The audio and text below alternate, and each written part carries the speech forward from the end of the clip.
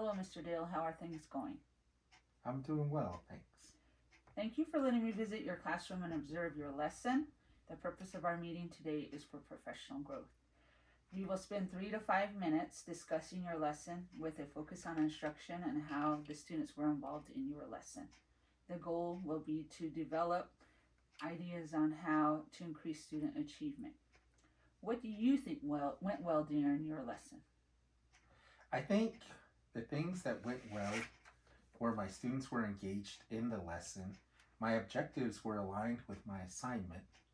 I feel the students moved through the stations and the lesson seemed to flow. Overall, it went well. In the lesson that I observed, how did you decide on the assessment that will be used to check for understanding? I used prior knowledge and what I want my students to know to plan my assignments.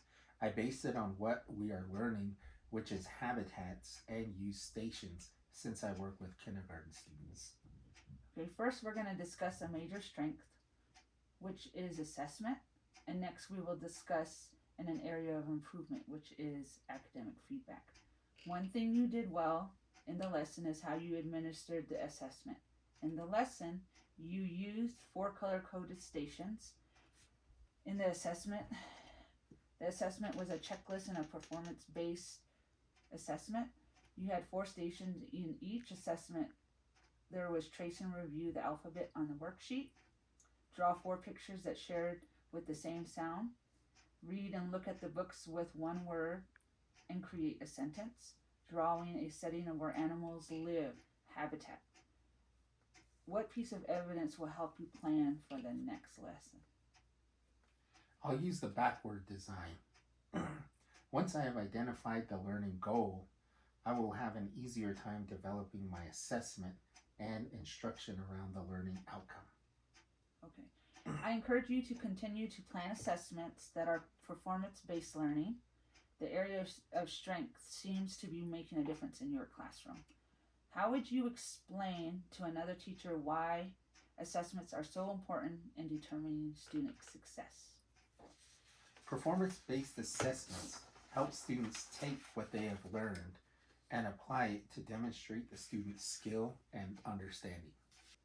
How in the lesson that I observed, how did you offer academic feedback to those students who were challenged and those who were being successful?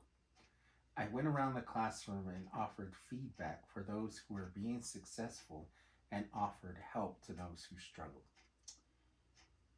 Providing academic feedback is your refinement. From the evidence that I have gathered in the lesson, you use general feedback. Some examples were, that's a good sentence, good job, way to go, almost there. Here are some research-based tips for academic feedback. Academic feedback needs to be specific as possible. Feedback like good job does not let the student know what they did right. Provide students with feedback specifically on what the student did well and if it needs improvement. Feedback needs to be immediate. Refer to the learning standard and how new learning will help them reach mastery of the standard. So we're going to have you choose a strategy to use and add it in your instruction. Students will benefit from this specific academic feedback. As you think back to what we discussed today, how will what you have learned impact the lessons you have planned to teach in the future? I've learned that my assessments are strong and to continue to use them to check for understanding. I've also learned that I need to improve my academic feedback so that students will benefit. I will use the suggestions you suggested in my instruction to help student achievement. When do you want me to come and follow up with this strategy? Give me some time to implement the strategy. You may come back in about 2 weeks.